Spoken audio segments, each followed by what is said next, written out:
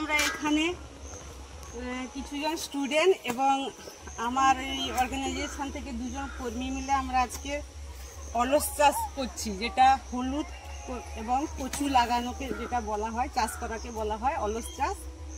এটা বিনা পরিশ্রমে অল্প পরিশ্রমে কম খরচে কিন্তু এই চাষটা হয়ে থাকে এবং ফলনও খুব ভালো হয়।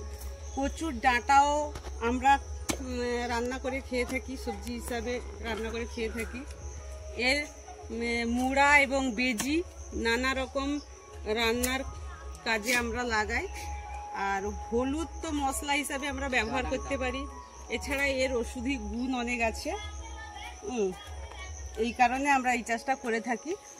আর অল্প জায়গা হোক আর বিস্তর জায়গায় হোক, এই চাষটা করলে কিন্তু ফলন ভালো হয়, চাষি খুবই লাভবান হয়।